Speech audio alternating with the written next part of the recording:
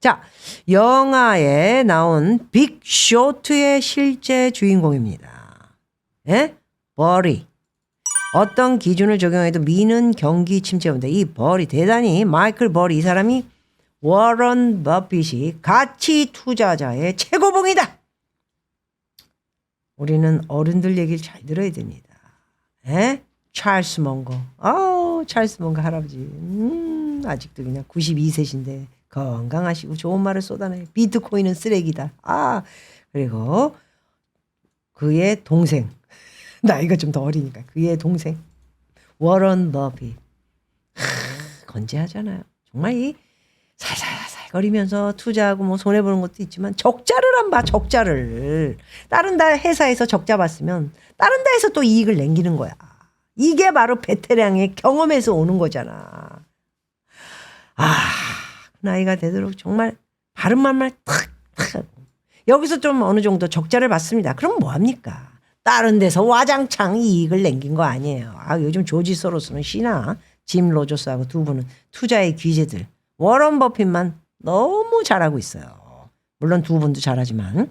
그래서 2008년 글로벌 금융 위기를 다룬 영화 빅 쇼트의 실제 주인공이 마이클 버리. 사이언 자산관리 CEO는 자산관리 CEO 그러니까 갑자기 돈나무가 생각나냐. 걔 어떡하려고 그러나. 지금 큰일 났네. 갑자기 돈나무 생각나. 돈나무. 사이언 자산관리처럼 잘 좀 해. 돈나무. 네, 회사 혹 문 닫을 것 같아. 자, 트위터에 어떻게 정의하든 간에 미국은 침체에 빠질 것이다. 2008년 글로벌 금융위기 마친 사람입니다. 네, 최고 CEO. 그래서 블룸버그 2일에 날에 보도를 했는데요. 지난해 미국에서는 경제 성장률이 1, 2분기 연속 마이너스를 기록하면서 경제가 침체에 빠졌는지에 대한 논란이 가열됐지만 올해는 어떤 기준을 적용하든 간에 확실히 침체에 빠진다. 박미는 뭐라 그랬나요? 경기 침체다. 저는 더 확고하게 담았지 않습니까? 제가 마이클 버리보다 누구 눈치를 보지 않기 때문에 바로 경기 침체. 근데 이 양반은 누가 뭐래든 간에 경기 침체에 확실히 빠진다. 조금 늦어. 정치 아무래도 또 CEO잖아. 자산관리 그러면 또 상대방 많은 사람들의 돈을 돈나무처럼 관리해야 돼. 돈나무처럼 다 그냥 손해가 그냥 90%야 90%. 뭐 그런 여자가 있어 도대체. 피곤해 죽겠네.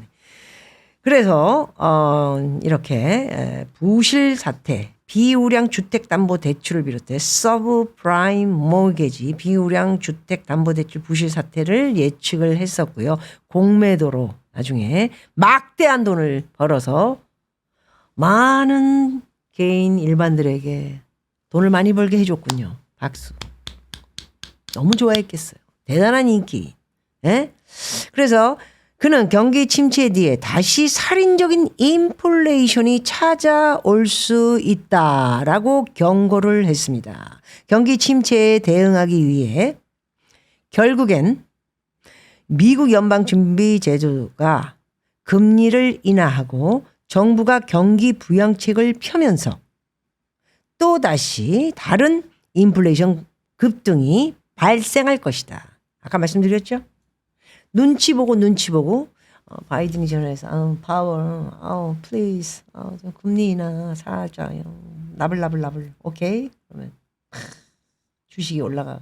당분간은 3만 미만이니까 3만 한 2천 3천까지만 또 올려놓고 그 다음에 인상 한번 쓰면서 다시 이제 인플레이션 다시 이제 금리 인하 이러니까 이제 사람들이 돈을 쓰고 막 이러니까 금리가 갑자기 내려가서 이제 대폭주 파티 이런데 갑자기 인플레이션이 다시 again 8%까지 올라가?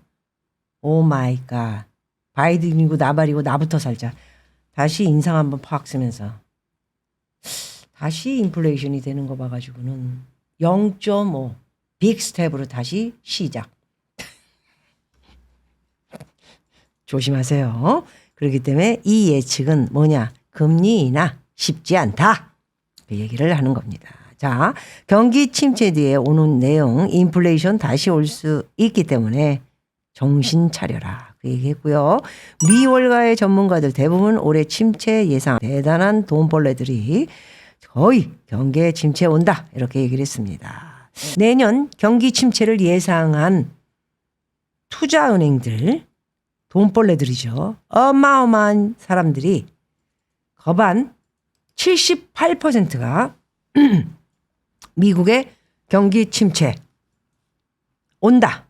뭐 이제 이런 얘기를 하냐. 경기 침체. 유럽은 왔고 미국도 들어와 있잖아. 근데 함부로 지네들도 주식도 그렇고 대출 뭐 준 것도 그렇고 기업도 그렇고 기업 다 대출 주지 않았습니까? 함부로 얘기하기가 어렵겠죠.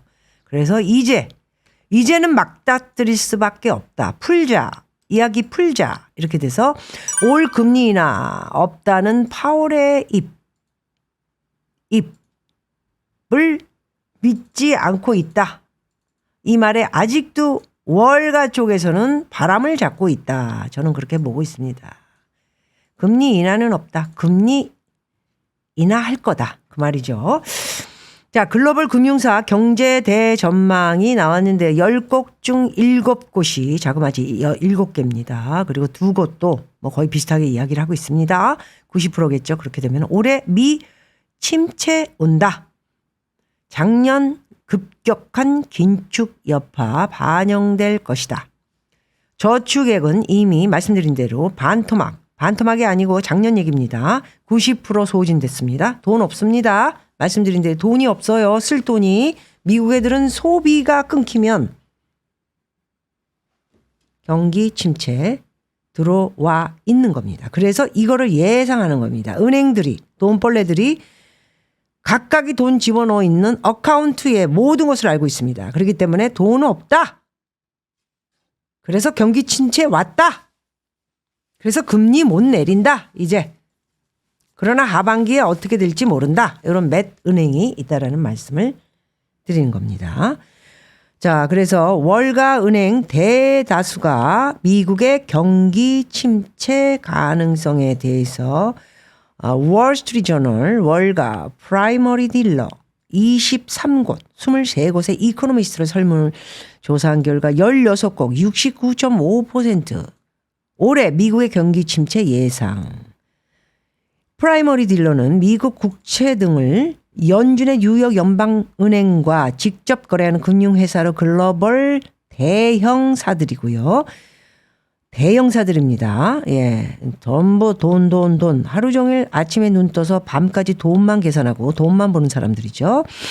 내년 경기 침체를 예상하는 2곳을 합하면 모두 18곳, 23곳, 23곳 중에 18곳이 78.2%가 경기 침체를 예견했습니다. 월스트리트저널에서 굉장히 정직하고 정확한 신문이죠. 프라이머리 딜러들의 예측을 말했는데 뭐 예측이라기보다는 지금 경기 침체 있다, 왔다 이런 얘기하는 겁니다. 자, 이들은 금리 인상 그리고 가계 저축 소진 그리고 부동산 시장 둔화를 경기 침체 유발 요인으로 꼽고 있고요. 연준이 지난해 7차례에 걸쳐 정말 무섭게 금리를 올려서 4.5로 끌어올린 부작용이 올해 경제에 반영될 수 있다. 그럼 말하자면은 돈을 걷어들이기 위해서 엄청난 금리를 올렸는데 그것이 드디어 2023년에 반영이 된다. 작년에는 몰랐어요, 다들.